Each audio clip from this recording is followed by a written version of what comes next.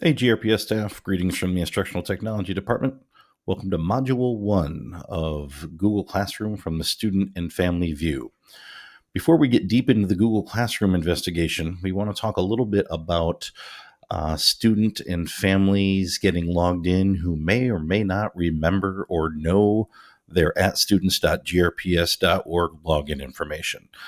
I know if you're like me, in my classroom, I had students who on a daily basis sometimes didn't remember their at students.grps.org login information, whether it was an avoidance technique or reality. This is a problem that we're going to face in distance learning.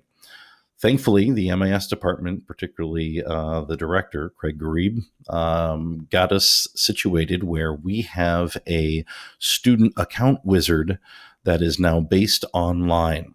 So you have access as a GRPS staff member to the students in your building and their usernames and passwords. So you can also help support getting those username and passwords out to students. In addition, we do have a student and family helpline that will be advertised and posted where students and families can call and get their information over the phone as well.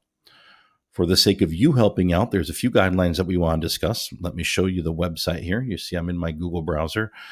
You can be in any browser, anything with internet access. The website that you're going to is wizard.grps.org. And when you go to wizard.grps.org, you're going to see that there's just a simple sign-in screen that pops up. That's going to be your regular GRPS username and your regular GRPS password. And when you click that, you're going to go ahead and click Login. I have a couple different permissions than you may have, so my screen may not look exactly like yours. But if you're looking for just a student name, all you need to do is start typing your student name here, and you can see that there that student is. And when I click on that student name, I get that student's username and that student's password. Now, this is the really, really important part. Stop.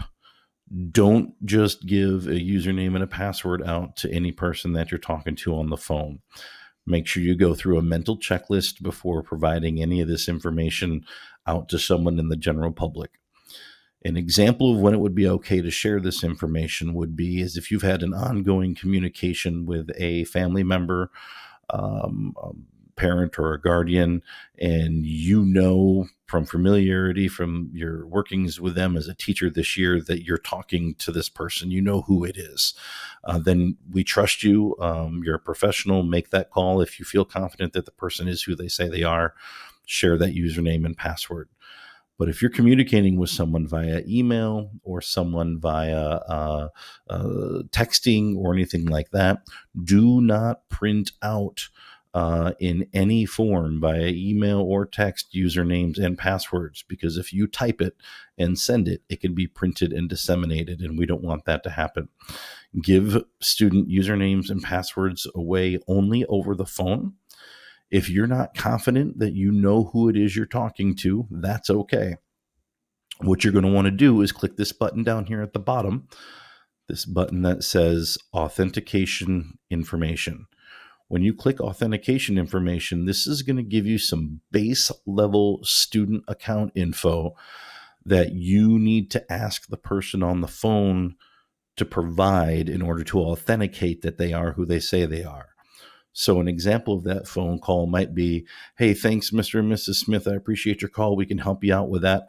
Obviously, for privacy reasons, we just need to confirm that you are who you say you are, so we don't give your son or daughter's username or password to the wrong person. I've got some information in front of me that is in Kalia's student account. If you can give me the email that's on the account, the phone number that's on the account, or the birth date of the child, or your address, any one of those pieces of information, I'll be happy to share the username and password with you.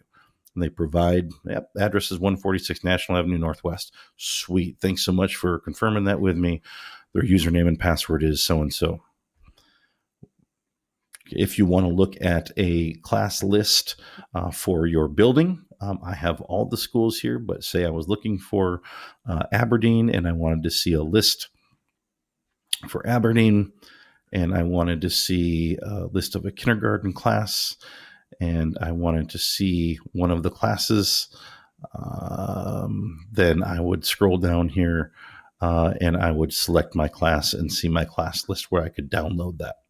Maybe I want to see all the kindergartners from Aberdeen. I can download that.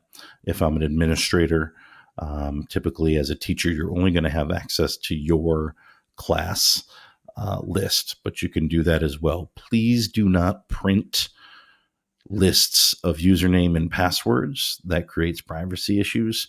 Make sure that if you view this list that it's digital and that you save it either in your OneDrive or in your @students.grps.org Google Drive.